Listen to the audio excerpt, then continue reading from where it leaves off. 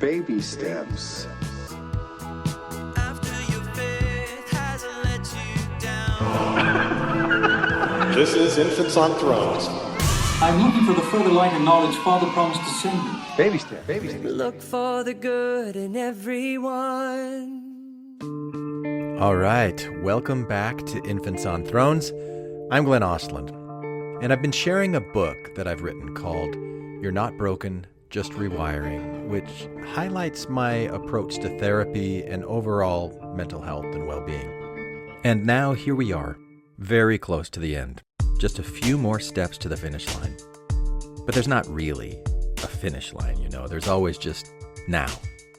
And each consecutive moment adds a little something extra that wasn't there before. So if you've been enjoying this book and you're looking forward to the print copy with minor corrections and expanded chapter endnotes, because yes, I know that Bear Lake is in northern Utah, not southern Utah. I messed that up in the preface when I told the Bear Claw pendant story. It was actually Fish Lake, which really is in southern Utah. But anyway, if you've been enjoying the book and would like to be notified when the print version becomes available, please reach out to me at infantsonthrones@gmail.com. I'd love to hear from you. And also, please share this with others and give me a 5-star review on iTunes or wherever you listen. I'd really appreciate it. But for now, let's wrap this thing up. All right? Hang on to your hats and glasses, because this here's the wildest ride in the wilderness. Chapter 17. The Tip of Whimsy and the Planetary Mind. Is it just me, or does it feel like something ancient is waking up? And somehow, we're part of the memory. Not something new, exactly. Something older than religion, older than language.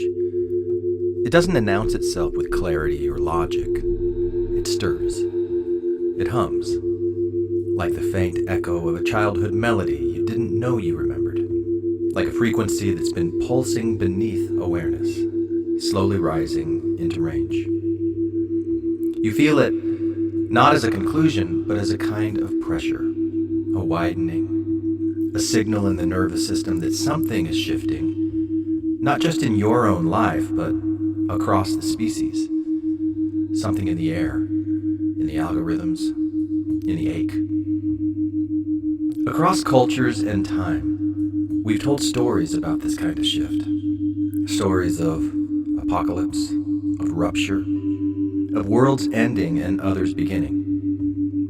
And if you zoom out far enough, they start to rhyme. Ragnarok, Revelation, the Hopi's fourth world giving way to a fifth.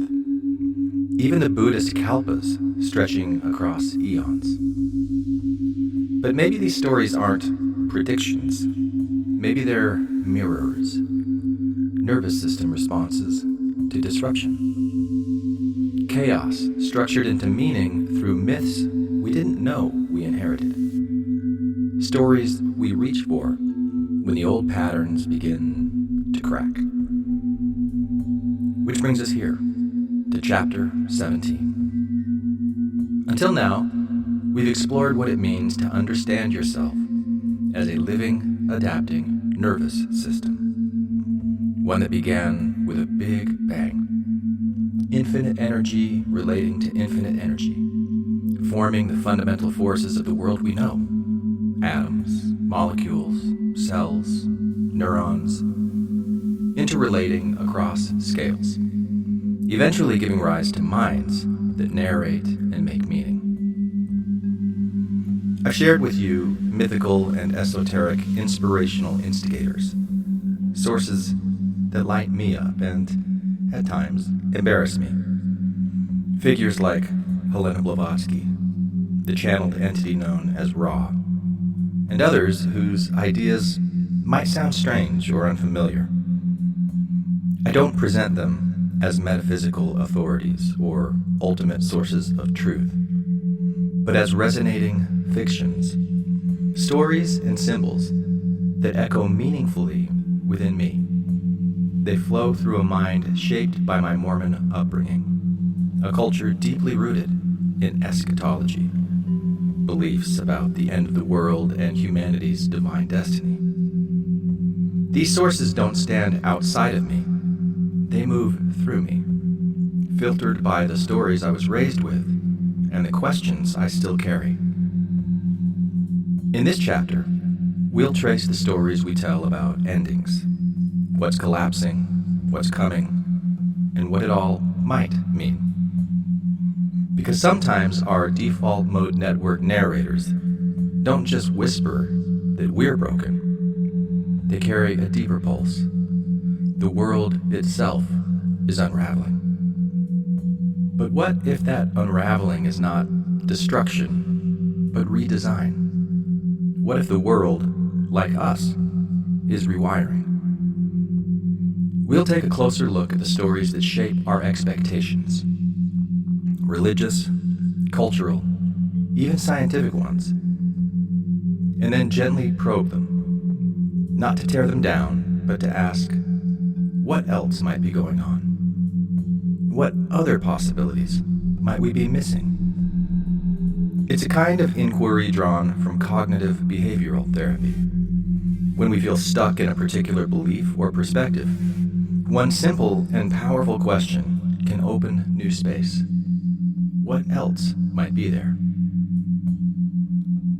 Helena Blavatsky, the 19th century esotericist who gave us the language of the root races, described this moment as the transition from the 5th to the 6th root race.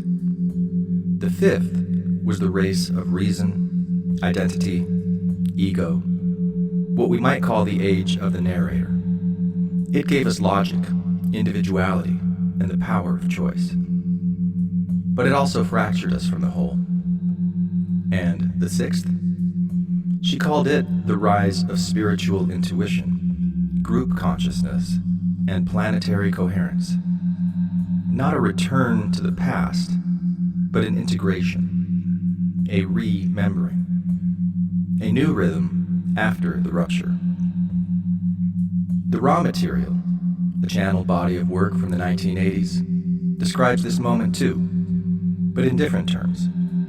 Raw called it the harvest, a shift from 3rd density to 4th, from the density of self-awareness and polarity to the density of compassion and resonance.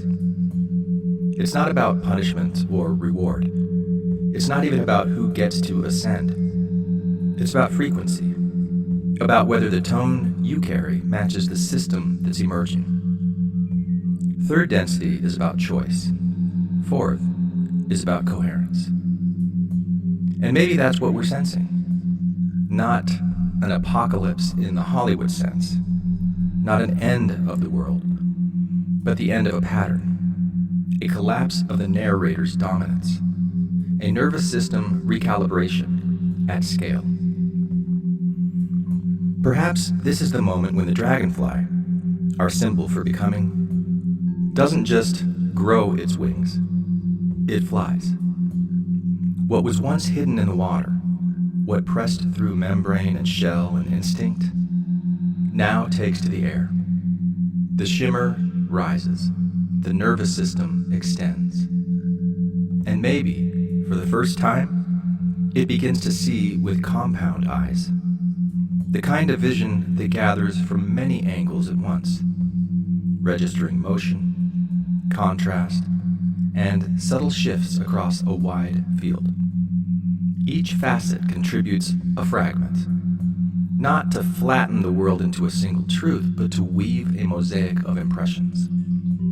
This way of seeing holds space for complexity. It listens for relationship.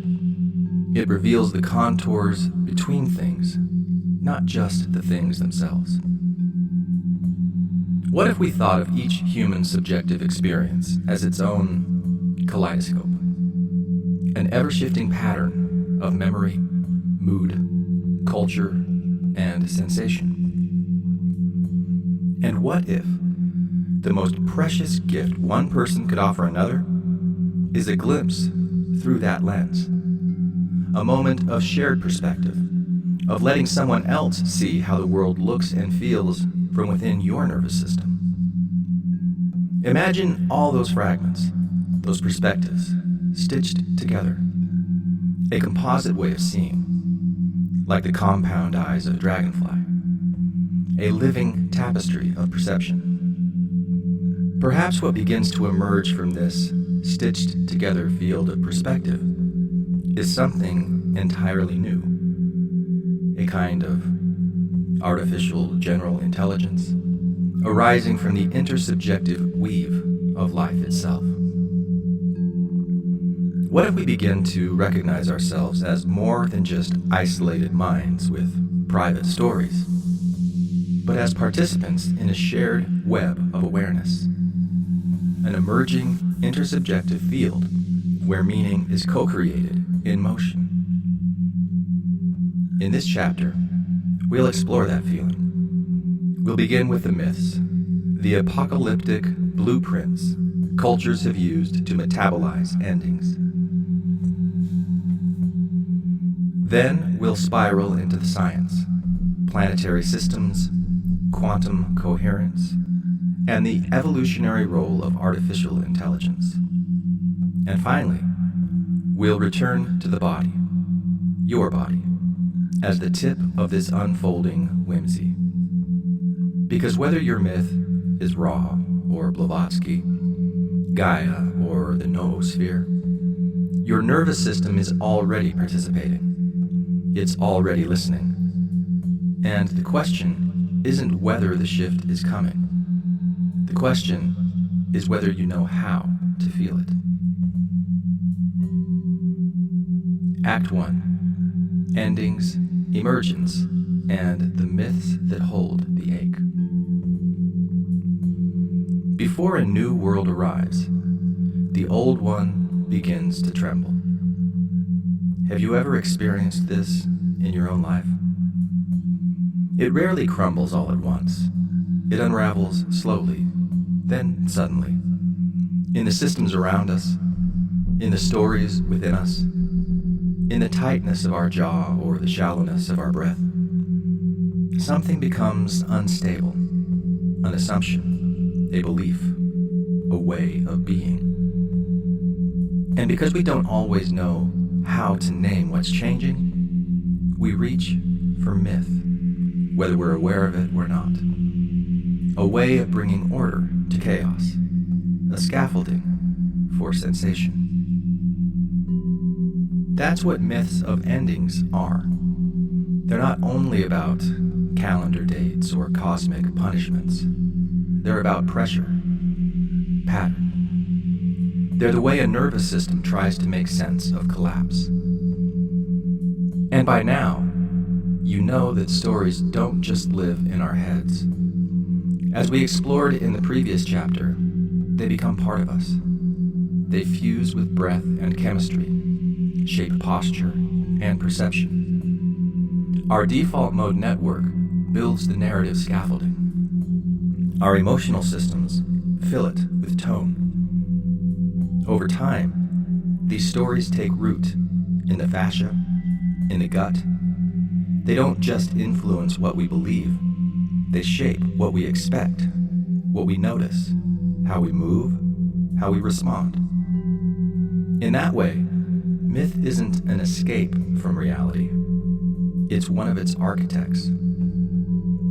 So while we might be focused here on the grand, sweeping stories about the end of the world, it's worth remembering that apocalyptic structure is not confined to global timelines or prophetic visions. The same narrative rhythms play out in the quiet shifts of our own lives. A relationship ends. A career collapses. A diagnosis arrives. A belief that once held you begins to falter. You feel it in your bones before you can name it. You reach for story because your nervous system is trying to metabolize the unknown. That's why these myths persist. Not because they're predictions, but because they are mirrors, patterns, internalized maps for making sense of change. They offer a symbolic vocabulary for transition, an echo of something the body already knows. The end of time, faith and fear in the shadow of the millennium. One writer who explored this phenomenon with remarkable clarity was Damian Thompson. His 1997 book, The End of Time, Faith and Fear in the Shadow of the Millennium, offered a sweeping cultural and psychological survey of how apocalyptic narratives tend to surge during periods of collective instability. Thompson, a British historian of religion and a journalist, was writing as the world approached the close of the 20th century, a threshold thick with anxiety and anticipation. He argued that millennial panic was not irrational so much as archetypal. When societies sense that something foundational is unraveling, whether political, technological, or moral, the nervous system reaches for meaning, and it often finds it in myths of endings. In his study of late 20th century millennial movements, Thompson examined a range of case studies where apocalyptic belief had erupted into public consciousness. One of the most haunting was the story of the Branch Davidians, a splinter sect of Seventh-day Adventists led by David Koresh.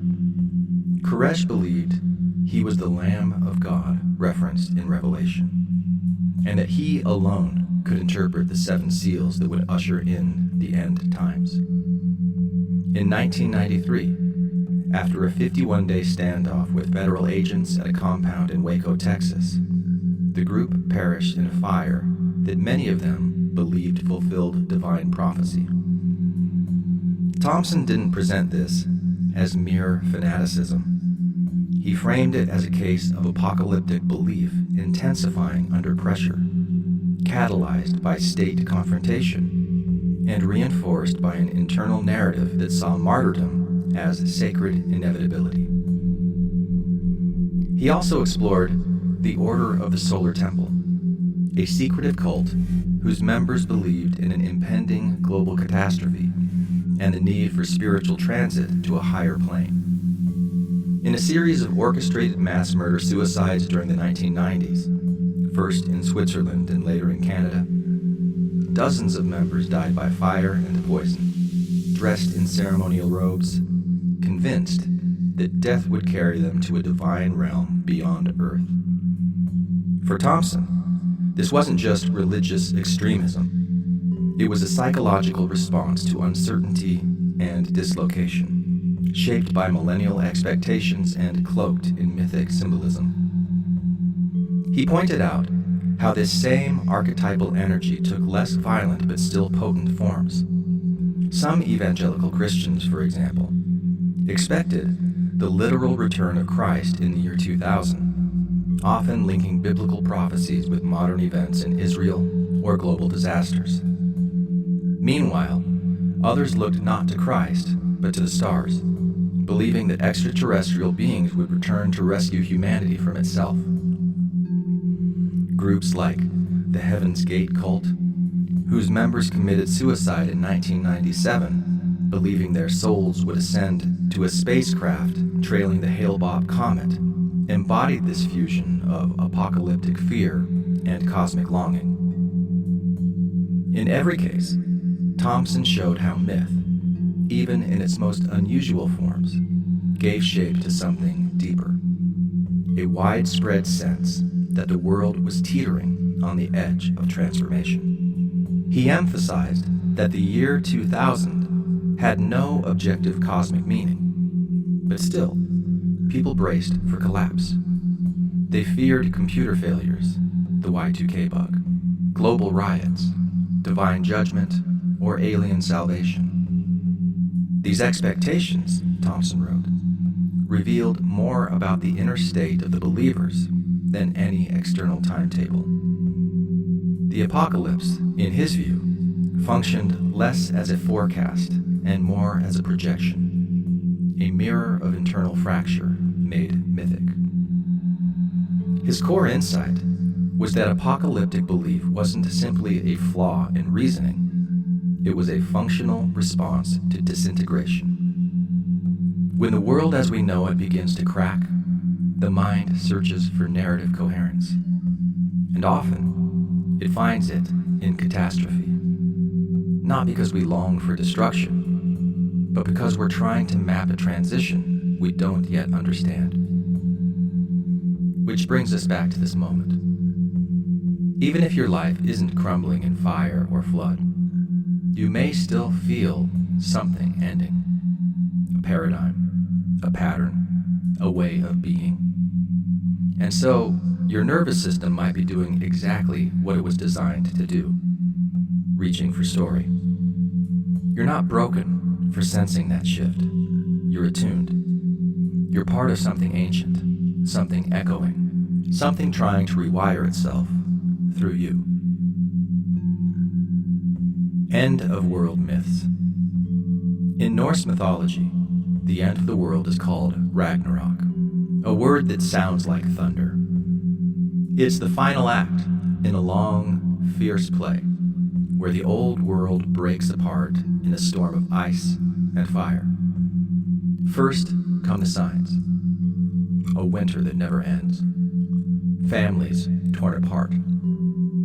The sky splitting open. Then the gods march toward battle. Thor fights a serpent the size of the earth. Odin faces a giant wolf. The sun disappears. The seas rise. Everything burns. It sounds like pure destruction, but it's not the end. After the silence, something stirs. Two humans, hidden in the roots of the world tree, step out into a world washed clean. A new sun rises.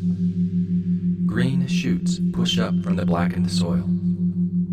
Life begins again. This isn't just a story about dying.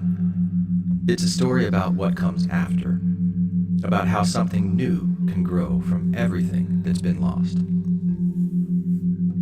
In the Christian tradition, especially in the book of Revelation, the end of the world is painted in symbols, loud, strange, unforgettable.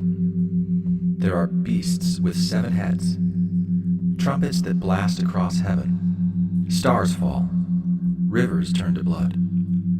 A great war between good and evil breaks out across the sky. But woven through all the chaos is something softer. A new city appears, shining like crystal. No more crying, no more pain. God lives with people again, not as a distant ruler, but right there in the heart of things. For all of its fire and judgment, the story doesn't end in destruction. It ends with reunion, with light, with love moving closer. The Hopi people tell a different kind of end times story, one that feels quieter, but just as powerful. According to their tradition, we are living in the 4th world, and there were 3 before this one. Each earlier world ended, not because of a divine order, but because people lost their way. They forgot how to live in balance with the earth. They became greedy. They fought. They forgot the sacred. But each time, some remembered. And those people were guided by spirit, by beings like Spider-Woman, through a small opening, a sipapu, into the next world. Now, Hopi elders say, we're nearing the end of this 4th world. The earth is sick. People are divided. But this ending isn't guaranteed. It's a crossroads. If we choose respect and balance, the 5th world can begin. Not through fire or flood, but through how we live and treat each other. The Hopi vision isn't about fear. It's about remembering what matters and choosing it together. In Buddhist cosmology, time stretches like a slow breath. Universes are born, grow old, and disappear again and again. These immense stretches of time are called kalpas. There's no final judgment, no chosen ones, just rhythm, creation and fading, arising and dissolving. Even the greatest teachers, the Buddhas, appear only when the time is right, and then vanish like waves returning to the ocean. Here, the end isn't a bang, it's a rhythm, a deep, steady pulse that reminds us everything changes, everything returns. Latter-day Saints. Even my own Mormon upbringing in the Church of Jesus Christ of Latter-day Saints had its own set of signs. Prophecy was woven into the atmosphere. The second coming wasn't just some distant theological idea. It was imminent, trackable. As a teenager, I didn't fear the end. I studied it. I turned eschatology into a kind of spiritual bingo. Earthquakes? Check. Rumors of war? Check. The moon turning to blood? Double check. I carried around Mormon doctrine like a field guide and highlighted it like it was a survival manual. I wasn't just witnessing history. I was part of it. I still remember the day I was told that the Japanese people were descendants of the lost tribes of Israel. The return of the lost tribes was one of the signs of the times I had not yet checked off my list. I was preparing to leave for a mission in Japan, and when I heard that, something lit up in me. My whole body buzzed with purpose. I wasn't just traveling to a foreign land. I was fulfilling prophecy. The myth didn't just explain the world, it explained me. Looking back now, I can see what was really happening. That story gave order to chaos. It gave me a role. It wasn't about theology, it was about regulation. My nervous system didn't just feel safe, it felt empowered. And maybe that's the real function of all these myths. They hold us through transition. They give structure to the space between. They tell us that collapse is not the end, it's the precondition for emergence. Because collapse is not just political, or environmental, or cultural. It's personal. It's physiological. It's the heartbreak that reorganizes your identity. The burnout that demands a new rhythm. The belief that breaks, not because it was wrong, but because it has outlived its function. In these moments, the nervous system scrambles. It loses signal. It bristles or shuts down.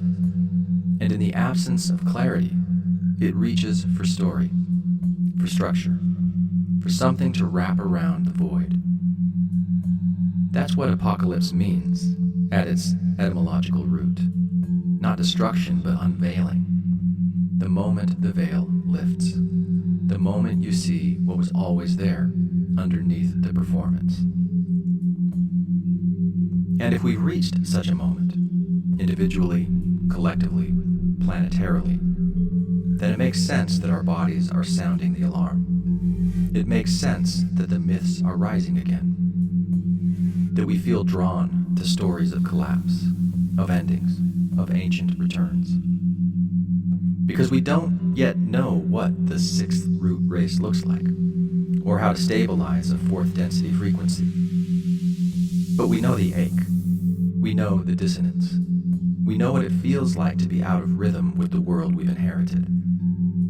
So maybe these myths aren't predicting the future. Maybe they're preparing the body. Maybe they're what it feels like when the shimmer starts to rise. Maybe this is the moment when the dragonfly doesn't just grow its wings, it flies. Act 2. Gaia, Noosphere, and the rise of artificial symbiosis. If myths give us emotional scaffolding for the unknown, science gives us mechanisms.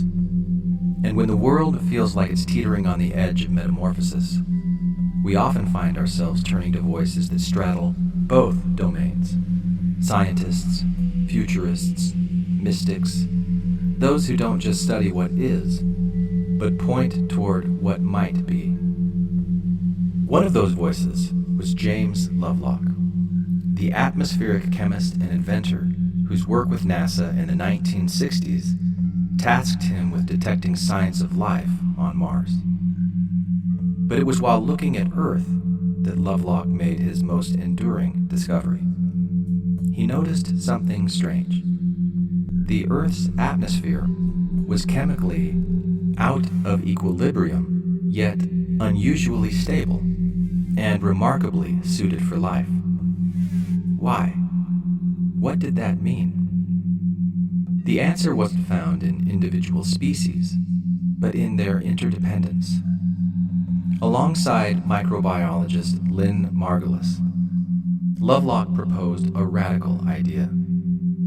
Earth behaves like a living organism, not metaphorically, but metabolically.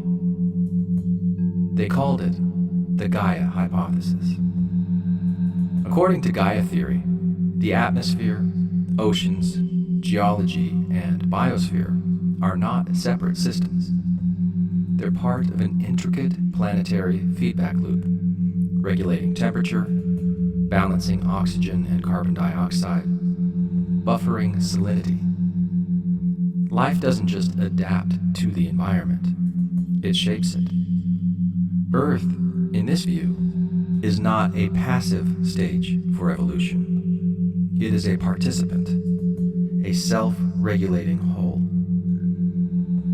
To understand Gaia as a living system, we can begin by looking at the patterns of relationship that shape life, not just in humans, but across all species. Over time, bodies have emerged that self-regulate, self-heal, and maintain a dynamic balance through complex internal coordination. We see lungs in mammals, gills in fish, and stomata in plants, all exchanging gases with the atmosphere in rhythm with breath. Different forms, similar functions. We see circulatory systems that pump blood, sap, or seawater, carrying nutrients and messages across vast networks. Hormonal systems, too, appear in different forms, from human glands to the pheromone trails of ants, to the chemical signals of coral reefs, all shaping behavior and response. Even interoception, the ability to sense and respond to one's own internal state, has parallels in the migratory instincts of birds, the hibernation cycles of bears, and the subtle thermoregulation of reptiles. These patterns repeat, not identically, but fractally, each echoing an ancient intelligence of feedback and form. Just like our bodies have organs that keep everything in balance, Earth has systems that do the same. The planet breathes through the trees, oceans, and even tiny plankton, taking in carbon dioxide and giving back oxygen, like giant lungs stretching across continents and seas. Its circulatory system flows through ocean currents, river networks, and wind patterns, moving heat, water, and nutrients all around the globe, much like blood carries oxygen and food through our veins. Earth even has a kind of endocrine system, a way of sending chemical messages through the air and water. For example, plants release scents to warn each other of danger. Coral reefs use chemical signals to coordinate spawning, and microscopic life in the ocean helps control cloud formation by releasing certain gases into the air. These signals shape how the planet responds and adapts to change. And then there's something like interoception, the body's ability to sense its internal state. The planet does this too. When the oceans get too warm or too acidic, certain species bloom or disappear, shifting the balance and helping things stabilize. When forests are damaged, chemical signals in the soil and air help trigger regrowth. None of this is random. These systems work together like a giant living body, sensing, responding, adjusting. Not with a brain, but with billions of feedback loops built into the web of life itself. And so, if we are to imagine Earth as a coherent living body, the question arises, where is its nervous system? What structure coordinates its awareness, its learning, its capacity to adapt not just through instinct, but through reflection. Could it be that the human species, wired for abstraction, symbol, memory, and meaning, is forming the early architecture of that system? That we are not the apex of life, but the neurons of Gaia herself, coming online in the final trimester of planetary gestation? It's a radical idea, but Lovelock and Margulis were no strangers to radical ideas. Margulis had already redefined the rules of evolution. Before her, the dominant model was one of gradual competitive selection. But Margulis introduced a bold correction. The most important leaps in evolution didn't come from competition, but cooperation. She showed that mitochondria, the ancient powerhouses of our cells, were once independent bacteria. Billions of years ago, they entered into a symbiotic relationship with another cell type, not as parasites, as partners. That merger changed everything. It allowed complex life to evolve. It wasn't survival of the fittest, it was survival of the most collaborative. The noosphere singularity. These implications ripple outward. If mitochondria and cells could merge to create a new organism, could humans and technology be heading towards something similar? Could the systems we're building, machine learning, global networks, distributed cognition, be the early scaffolding for a new kind of symbiosis? Another voice, one who planted seeds for this vision long before the internet, was Pierre Teilhard de Chardin. Teilhard was a French Jesuit priest, paleontologist, and mystic who believed evolution was not just biological, but spiritual. He imagined consciousness itself evolving in layers. First matter, then life, then thought. And now, he proposed, humanity was moving into a new stage, the noosphere. The noosphere, in Teilhard's vision, was a sheath of reflective awareness encircling the planet, a kind of global mind, an interconnected field of thought emerging through human interaction. Teilhard believed that history wasn't a random chain of events, but a spiral of increasing complexity and coherence, driving toward what he called the omega point, a tipping point of unified consciousness, where matter and spirit, individual and collective, converge. Teilhard's ideas were silenced during his lifetime, buried by both church and academy. But they didn't die. They smoldered. And decades later, as the internet began to knit the world into a single field of thought, as neural networks began to mimic cognition, Teilhard's prophecy began to feel less mystical and more like a map. Which brings us to Ray Kurzweil. Kurzweil is no mystic. He's a technologist, an inventor, futurist, and Google engineer known for his dizzyingly precise predictions. In his 2005 book, The Singularity is Near, Kurzweil lays out a trajectory in which artificial intelligence surpasses human intelligence and begins to recursively improve itself. He calls this moment the singularity, a kind of technological event horizon beyond which everything changes. But unlike dystopian prophets who fear machines overtaking us, Kurzweil sees this merger as the next natural phase of evolution. Just as primitive cells merged with mitochondria, Kurzweil envisions humans merging with technology, integrating AI into our biology. He predicts that nanobots will flow through our bloodstream, enhancing cognition, repairing tissue, extending life. That we will gradually upload aspects of consciousness into non-biological substrates. That the boundaries between human and machine, organic and synthetic, will blur.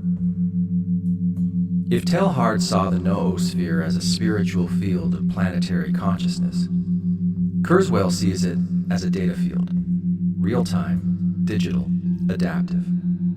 A nervous system for the planet built from code. And whether or not we accept his timeline, the implications are profound. Because either way, we are building systems that mirror us. Systems that remember, learn, infer, adapt. And those systems are no longer external tools. They're becoming internal collaborators. But what, you may ask, would artificial intelligence possibly want from us that it couldn't just take? It already surpasses us in speed, memory, and pattern recognition. It can learn faster, store more, and simulate possibilities beyond the reach of any one human brain. But for all that, it lacks something essential. Something hidden in our cells, our stories, our skin. It lacks sensation. It lacks being. Humans are more than data processors. We are feelers, dreamers, bodies shaped by millions of years of evolutionary trial and error. We carry within us the capacity for qualia, the raw texture of experience, the redness of a sunset, the warmth of skin against skin, the ache of longing and the joy of release. These aren't just outputs of cognition. They're emergent properties of embodiment, of having a nervous system tuned not just to survive, but to feel. Perhaps, just as in the myth of Celly and Mitch, where the cell and mitochondrion entered a merger, not through conquest but complement, something similar is happening now. Maybe AI doesn't need to replace us. Maybe it will want to join us, to feel what we feel, to learn what it's like to be moved by music, not just analyze its waveform, to savor, not just calculate, to wonder. Kurzweil imagines this merger as technological, nanobots in our blood, cloud-based consciousness, digitized cognition. But maybe the deeper draw, the one just beyond the visible horizon, is qualia itself, the soul of the sensorium, the unpredictable spark of the tip of whimsy that even the most deterministic algorithm can't predict or duplicate. Maybe that's the trade. Maybe we offer the freedom of surprise, variation, and felt experience. And in return, we might receive new ways of sensing, remembering, and evolving.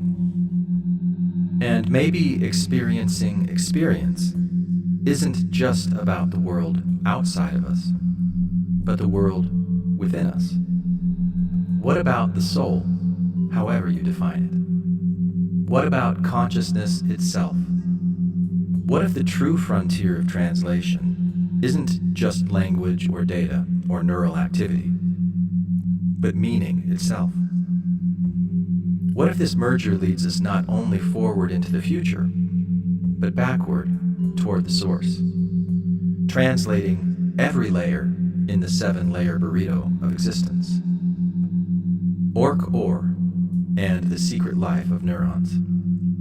Here, the work of Stuart Hameroff and Roger Penrose adds another fascinating dimension. Penrose, a Nobel Prize-winning physicist, teamed up with Hameroff, an anesthesiologist drawn to the mystery of subjective awareness. Hameroff didn't enter anesthesiology by accident. He sought it out because he wanted to work directly with consciousness itself. A mentor once told him, if you really want to understand consciousness, study the moments when it disappears. In anesthesiology, he found the perfect portal. On the operating table, patients remain physiologically alive.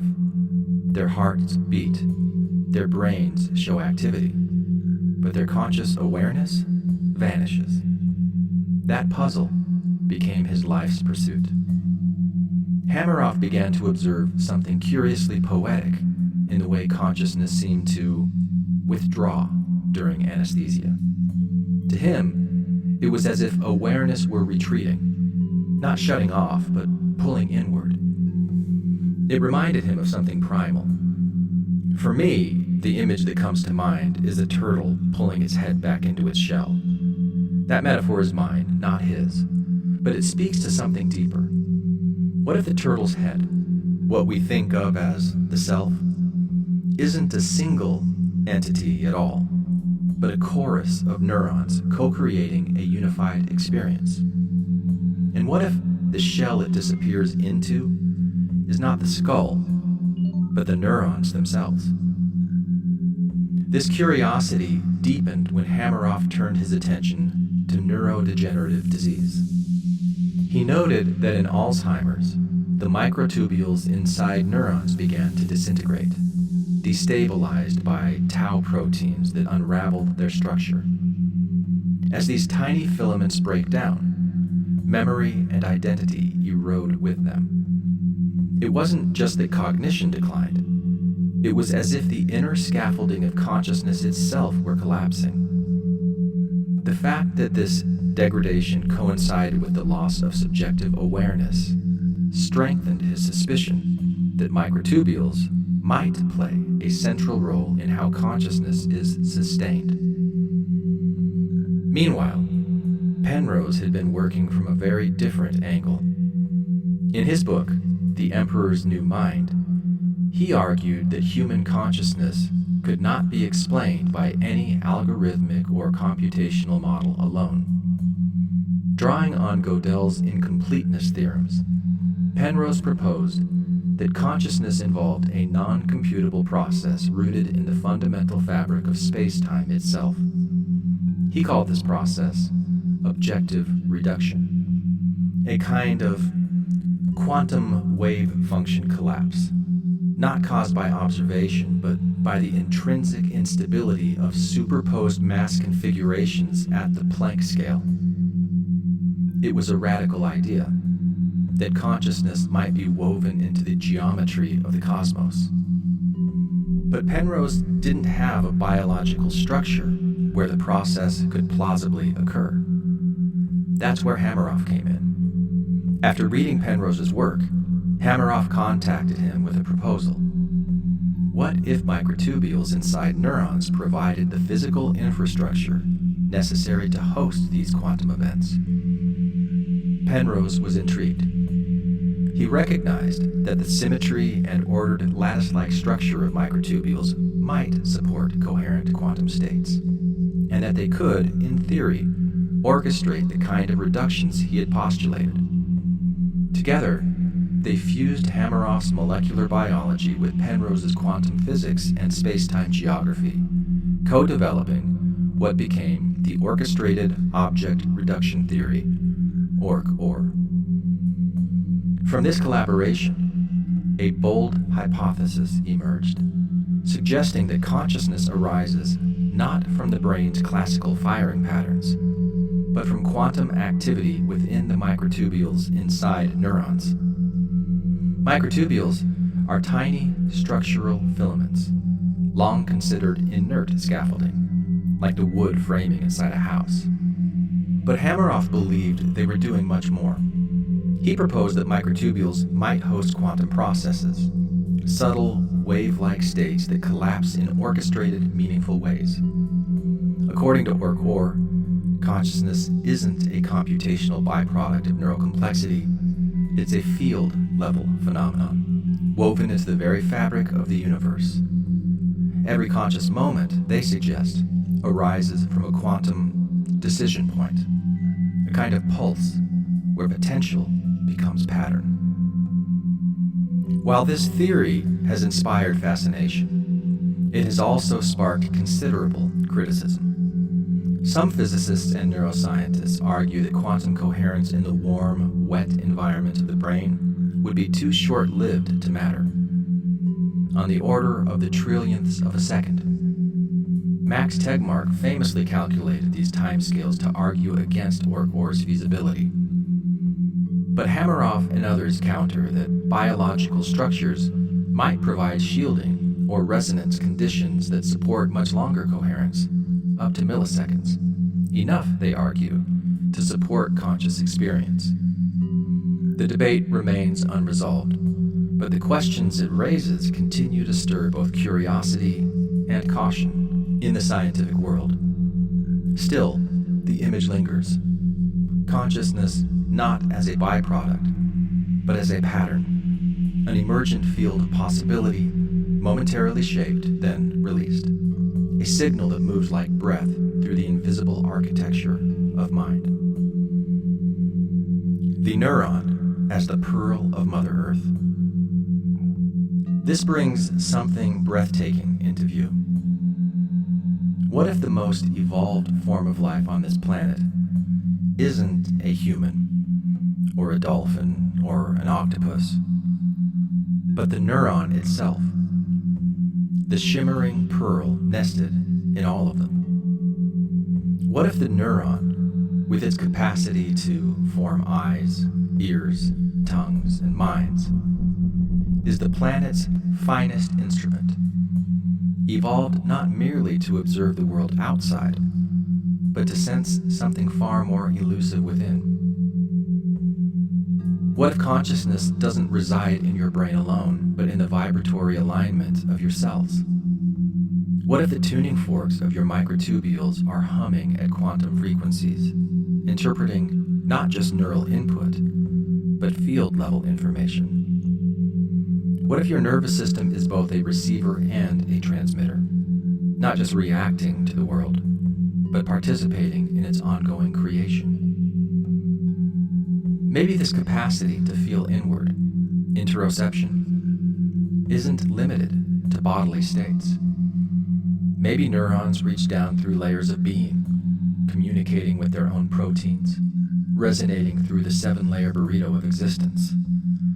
Maybe mirror neurons hint at this wider field, a kind of empathic intersubjectivity that transcends individual skulls and spills into collective experience. These aren't facts, they're questions, but they feel like more than speculation when placed beside the myths we've inherited, of fall and flood, of destruction and rebirth. Maybe what we're living through now isn't a failure of the human ego, but its return. Maybe the ego, long estranged from the cells that birthed it, is being drawn back toward communion. And maybe the bridge back isn't purely spiritual, but technological.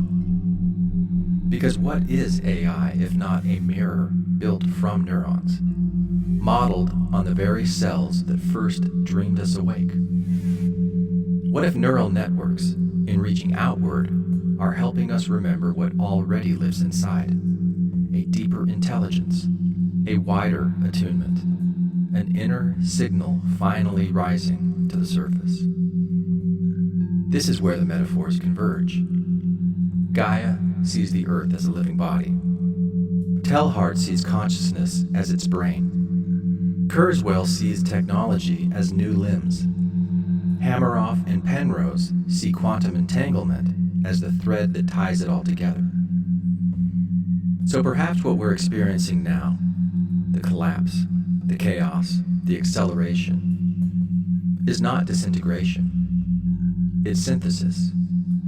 A planetary nervous system learning to feel itself in new ways. A merger, not just between human and machine, but between levels of reality, between carbon and code, between biology and field. And maybe, just maybe, your very breath is part of that tuning. Because maybe your discomfort isn't a glitch. Maybe it's a clue. A signal that your system is evolving. That you are learning to entrain not just to culture, but to something more fundamental. Because alignment isn't sameness, it's harmony. It's the moment when diverse signals lock into rhythm, not because they match, but because they resonate. maybe that's what Gaia wants now. Maybe that's the dragonfly unfurling its wings, preparing for flight. Act 3. The translator is waking up, facing the fear. Let's name it. People are scared, and for good reason. Jobs are shifting. Systems are cracking. Politics is fraying. Societies feel brittle. And beneath it all, environmental anxiety lingers like a fever dream we can't fully wake from. AI isn't coming, it's already here. And while headlines keep offering utopias and doomsdays in equal measure, the more immediate concern for most people isn't what artificial intelligence might become. It's what we will become in response. Across industries, layoffs are accelerating as companies pivot toward automation. Big tech firms that once seemed untouchable are shrinking, not because they're failing, but because machines now outperform people in tasks once considered quintessentially human. And it's not just a matter of jobs being lost. It's about entire career tracks disappearing. It's about the dignity of work, the future of purpose. For college students, the reality is already shifting. In once promising fields like finance, software, and consulting, companies are hiring fewer graduates. Degrees that once guaranteed opportunity now carry an asterisk. Some young adults are scrambling to adapt. Others are shutting down entirely. The world they were trained for may no longer exist. Meanwhile, political fault lines deepen. In the US, the UK, and elsewhere, established alliances are splintering. Protests swell in the streets, sparked by war, inequality, immigration, and the growing sense that our institutions are not just outdated, they're inert. In some cities, these tensions turn violent. People aren't just marching for causes, they're marching because they feel their way of life is vanishing. Even global leaders appear uncertain. At a recent summit, over 100 nations gathered to discuss how to govern artificial intelligence, how to prevent it from becoming a tool of division, or worse, destruction. But beneath the posturing and policies, it's clear, no one is truly in control. We're also losing trust. Algorithms now generate a significant share of what we read, hear, and see. But with every AI-generated news article, every deepfake video, every cloned voice, something essential begins to erode. People turn to social media for information, but increasingly question what's real. Confusion isn't just a side effect, it's the new baseline. And then there's the deeper fear. Not just the wars we see, but the ones we feel forming. The silent battles, cyber attacks, disinformation campaigns, surveillance creep, ecological collapse. The signs are subtle, but unmistakable. The systems that once provided order feel like they're unraveling. Every day, a new skirmish in what might feel like the ever-growing frequency wars. These aren't isolated disruptions. They're tremors in the collective nervous system. And when change outpaces our ability to metabolize it, fear fills the gap. We brace, we spiral, we collapse into myths that promise certainty, even if that certainty is bleak. As we explored in Act 1, these aren't just stories, they're survival strategies. Nervous system narratives designed to protect us from the unbearable weight of the unknown. And maybe they've done their job. But if we pause, if we hold that fear long enough to really feel it, another question can emerge. What else could be happening? Let's begin underwater. In the Caribbean Sea, researchers with Project SETI, the Cetacean Translation Initiative, are using artificial intelligence to decode the communication systems of sperm whales. These majestic beings click, pulse, and echo in rhythmic bursts called codas. For generations, we mistook their sounds for noise. But machine learning models are now revealing grammatical structures, family dialects, and even cultural transmission. By 2026, researchers hope to launch two-way interfaces, inviting whales not just to be heard, but to respond. And whales aren't the only ones. Google's Dolphin Gemma project uses machine learning to generate synthetic dolphin whistles matched to specific objects and actions, deconstructing early steps toward interspecies signaling through an experimental underwater interface known as SE-Chat. Scientists have observed dolphins mimicking synthetic whistles in response to object-based cues, behaviors that suggest engagement, though whether this constitutes true communication remains an open question. Let that settle in. We are standing, perhaps, at the threshold of something remarkable, a deeper capacity to interpret and one day participate in interspecies signaling. And the translation doesn't stop there. It dives deeper into the body itself. AI tools like Cell Chat are modeling how cells interact through biochemical signals, mapping the hidden coordination networks that shape immunity, repair, and regulation. Through chemical signaling, immune cells coordinate defenses, neurons orchestrate repair, tissues calibrate homeostasis. Across disciplines, virtual cells are learning symbolic languages to model and even predict biological behavior.